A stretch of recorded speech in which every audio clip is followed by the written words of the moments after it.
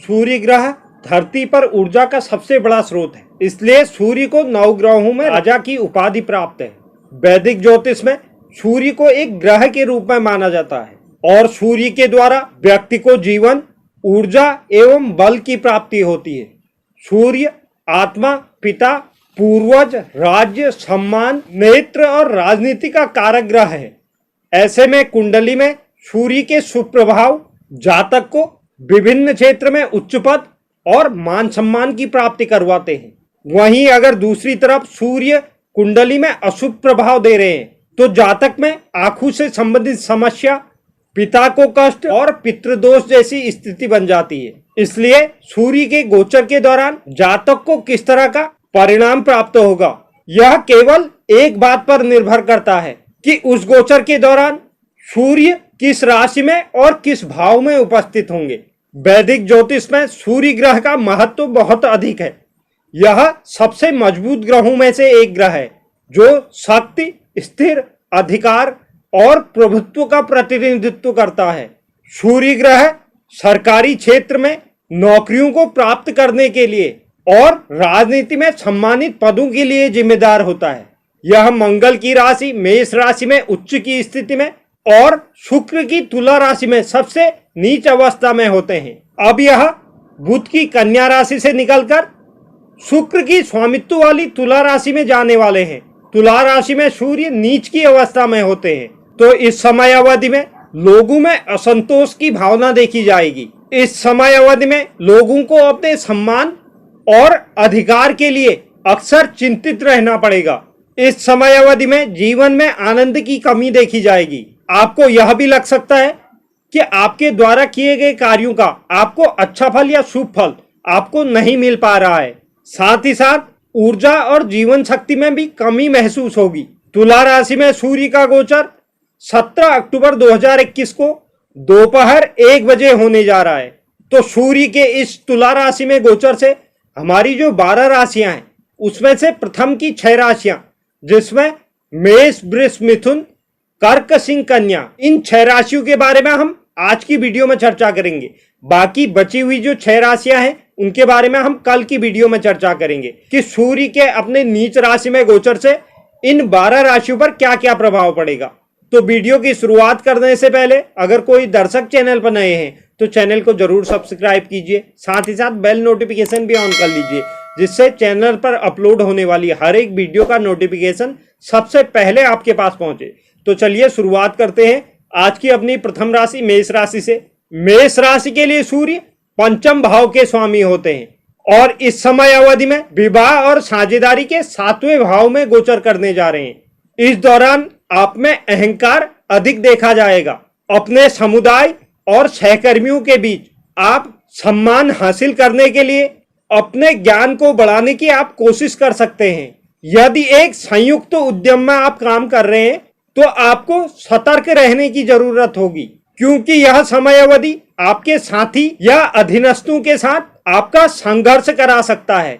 यह टकराव बड़े झगड़े में भी तब्दील हो सकता है और आपके व्यवसाय पर गहरा प्रभाव डाल सकता है। जिसका व्यापार विदेशी ग्राहकों से संबंधित है वह अपने ग्राहकों के बीच अच्छा सम्मान प्राप्त करेंगे। नौकरी पेशा लोग जो विशेषकर सरकारी क्षेत्र में हैं, उनके लिए यह बहुत अनुकूल स्थिति नहीं कही जा सकती। इस समय अवधि में आप अपने कार्य क्षेत्र पर राजनीति का सामना कर सकते हैं। इस समय अवधि में कार्य क्षेत्र पर आपको किसी से बहस या टकराव से बचना होगा। इस समय अवधि में आप पाचन तंत्र से संबंधित कुछ समस्याओं से दो चार हो सकते हैं और इसके अलावा पेट में दर्द और सामान्य कमजोरी से भी आप परेशान हो सकते हैं। छात्रों को भी इस अवधि के दौरान आत्मविश्वास में कमी महसूस होगी। जो लोग परीक्षाओं की तैयारी कर रहे हैं, इस समय अवधि में उन लोगों के मन में भी असुरक्षा की भावना जागृत होगी। वैवाहिक जातक या प्रेमी जातक अपने साथी के साथ सामंजस्य बैठाने की कोशिश करें, अन्यथा आपके रिश्ते में दरार आ सकती है। इस गोचर अवधि को शुभ करने के लिए नित्य आदित्य हृदय स्तोत्र का पाठ करें। बात करते हैं वृषभ राशि की। वृषभ राशि के लिए सूर्य चौथे भाव के स्वामी होते हैं। इस अवधि के दौरान रोग, ऋण, रिपु के षष्ठम भाव में सूर्य का गोचर होने जा रहा है। जो लोग घर खरीदना चाहते हैं उन्हें इस समय अवधि में इंतजार करना चाहिए, क्योंकि यह समय घर खरीदने के लिए अनुकूल समय नहीं है। और साथ ही अगर आप इस तरह से कुछ जबरदस्ती का सौदा करते हैं तो हो सकता है जो जमीन आप खरीदना चाहें या जो घर आप खरीदना चाहें वह विवादित स्थिति का हो सकता है। इसलिए कोई भी काम सावधानी से करें। इस समय अवधि में आपको संपत्ति या आपके व्यवसाय से संबंधित कुछ अदालती मामलों का सामना करना पड़ सकता है। अकादमिक छात्र एकाग्रता के मुद्दों को महसूस करेंगे, साथ ही वह गहन सहकर्मी दबाव से भी गुजर सकते हैं, जिससे उन्हें अपनी पढ़ाई में अधिक मुश्किलों का सामना करना पड़ेगा। सरकारी कर्मचारी जो स्थानांतरण की उम्मीद लगाए बैठे थे, उन लोगों को इस समय भाग्य का साथ मिल सकता है। कामकाजी मूल निवासियों को यह सलाह दी जाती है कि वह अपने कार्यस्थल पर बहुत ज्यादा सावधान रहें, क्योंकि इस समय अवधि में वह झूठे दायित्व में फंस सकते हैं। इसके अलावा आप अपने सहयोगियों और वरिष्ठों के साथ झगड़े में भी पड़ सकते हैं, जो आपके आत्मसम्मान और प्रतिष्ठा को दागदार कर देगा। इसलिए इस गोचर की अवधि में आपको ऐसी किसी स्थितियों से बच के रहना है। जिन लोगों को उच्च कोलेस्ट्रॉल या बीपी की समस्या है, उन्हें इस समय अवधि में सावधान रहने की जरूरत होगी। इस अवधि के दौरान आपको ऋणों का भुगतान करना या ऋण चुकाना बहुत मुश्किल होगा। इस अवधि को शुभ करने के लिए तांबे के पात्र में सूर्य को अर्घ्य अर्पित करें। बात करते हैं मिथुन राशि की। मिथुन राशि के लिए सूर्य तृतीय भाव के स्वामी होते हैं। इस गोचर की अवधि में वह आपके शिक्षा, संतान और रोमांच के पंचम भाव में गोचर करने जा रहे। आप इस अवधि में साहस और सहन शक्ति में कमी महसूस कर सकते हैं। जो लोग रोमांटिक संबंधों में हैं, उनके लिए यह एक अच्छा समय रहेगा। इस अवधि में आप अपने साथी के साथ बहुत अधिक समय साझा करेंगे। इस समय अवधि में आप अपने प्रियजनों के साथ छोटी यात्रा की भी योजना बना सकते हैं।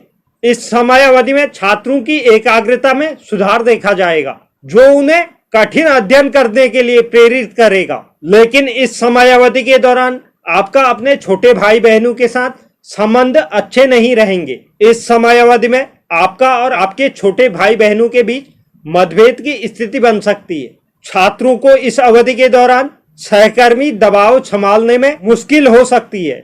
आपको ऐसा लगेगा कि आपको खुद को साबित करने के लिए कड़ी मेहनत करनी होगी। इस अवधि के दौरान आपको लोगों की टिप्पणियों और हतोत्साहित करने वाले जो बयान हैं, उनको आपको नजरअंदाज करना होगा। साथ ही साथ मिथुन राशि के जातकों को अपने कार्यस्थल पर सावधान होने की जरूरत होगी। इस समय अवधि के दौरान आपको अपने आसपास के लोगों के दृष्टिकोण पर ध्यान केंद्रित करने की बजाय अपनी भावनाओं को बढ़ाने और अपने काम पर ध्यान केंद्रित करने की आवश्यकता होगी। इस गोचर अवधि को शुभ करने के लिए नित्य भगवान राम की पूजा करें। बात करते हैं कर्क राशि की। कर्क राशि के लिए सूर्य द्वितीय भाव के स्वामी होते हैं। इस गोचर काल की अवधि में माता सुख के चतुर्थ भाव में सूर्य का गोचर होने जा रहा है। इस अवधि के दौरान आप अपनी मां के साथ टकराव की स्थिति का सामना कर सकते हैं, या तो आपके मां के स्वास्थ्य के प्रति आपको इस समय अवधि में कुछ परेशानियां देखने पड़ेगी। इस समय अवधि में आपकी जो वाणी होगी वह भी बहुत अच्छी नहीं कही जा सकती, क्योंकि उसमें कठोरता साफ साफ झलकेगी, जिसकी वजह से आपके आसपास के लोगों को आपकी हर एक बात चुभ सकती है। इसकी वजह से आपको आलोचना का सामना करना पड़ सकता है। इस समय अवधि में आप उन परियोजनाओं या व्यवसायों की ओर आकर्षित हो सकते हैं जिन्हें सही नहीं माना जाता है। इस समय अवधि में आप भौतिकवादी चीजों में तल्लीन हो सकते हैं और साथ ही जरूरी चीजों में इस समय अवधि में आपका कम ध्यान रहेगा। इस समय अवधि में आप अपनी स्थिति को अच्छी बनाने के लिए कोई बड़ी राशि खर्च कर सकते हैं। जो लोग सरकारी नौकरी या राजनीति में हैं, उन्हें अपनी शक्ति और स्थिति को बनाए रखना बहुत मुश्किल साबित होगा। इस समय अवधि में आपको नौकरी खोने का भी खतरा हो सकता है। इस समय अवधि में आपको अपने कार्य को साबित करने के लिए बाधाओं का सामना करना पड़ेगा। जो लोग संपत्ति या वास्तविक संपत्ति के व्यवसाय में हैं, उनके लिए यह समय बेहतर साबित होगा, क्योंकि आपके व्यापार स्थिरता से संबंधित आपकी असुरक्षा आपको अतिरिक्त प्रयास करने के लिए प्रेरित करेगी, जो आपके लिए अनुकूल परिणाम लेकर आएगी। इस गोचर अवधि को शुभ करने के लिए भगवान सूर्य की पूजा करें और गायत्री मंत्र का नित्य 108 बार जाप करें। बात करते हैं सिंह राशि की। सिंह राशि के जातकों के लिए सूर्य प्रथम भाव के स्वामी होते हैं। इस गोचर काल की अवधि में पराक्रम, साहस और छोटे भाई बहनों के तृतीय भाव में सूर्य का गोचर होने जा रहा है। इस अवधि के दौरान आप में ऊर्जा में कमी आ सकती है। साथ ही साथ आप सफलता के लिए जोर लगाएंगे और अपनी पूरी कोशिश में लग जाएंगे, लेकिन आपके प्रयासों का बहुत अच्छा फल मिलने की उम्मीद नहीं बन रही है। आपको अपनी परियोजनाओं को पूरा करने के लिए बाधाओं का सामना करना पड़ेगा और अपने प्रयासों में उपलब्धि हासिल करने के लिए कड़ी मेहनत करनी होगी। यह समय आपके लिए कुछ निराशा, तनाव और चिंता लेकर आएगा। आप अपने छोटे भाई बहनों और परिचितों की मदद और समर्थन करने की कोशिश करेंगे। इस समय अवधि में आप में अहंकार की अधिकता भी देखी जाएगी, जिसके कारण सामाजिक स्तर में बहुत अच्छे फल नहीं मिल पाएंगे। कार्यस्थल पर भी आपको तनाव का सामना करना पड़ सकता है। इससे आपको अपनी प्रतिष्ठा बनाए रखने और अपनी क्षमता साबित करने के लिए लड़ाई लड़नी होगी।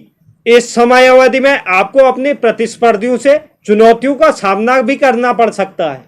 इस समय अवधि में आपको शरीर दर्द, गर्दन या कंधे की मांसपेशियों में दर्द की समस्या आपको इस समय अवधि में हो सकती है। साथ ही जीवन शक्ति में कमी और पराक्रम में कमी भी आपको इस समय अवधि में साफ साफ देखने को मिलेगी। साथ ही साथ इस समय अवधि में आप में सहन शक्ति की भी कमी देखी जाएगी। इस गोचर काल को शुभ करने के लिए भगवान सूर्य की पूजा करें। बात करते हैं आज की अपनी अंतिम राशि कन्या राशि की। कन्या राशि के लिए सूर्य द्वादश भाव के स्वामी होते हैं और इस गोचर की अवधि में वह वाणी, परिवार और धन के द्वितीय भाव में गोचर करेंगे। इस अवधि के दौरान आप में खर्च में अधिकता देखी जाएगी, जो आपकी बचत को भी प्रभावित करेगा। इसलिए आपको इस समय अवधि में एक बजट के साथ चलने की आवश्यकता होगी और आपको इस समय अवधि में पैसों के मामलों में सावधान रहने की आवश्यकता होगी।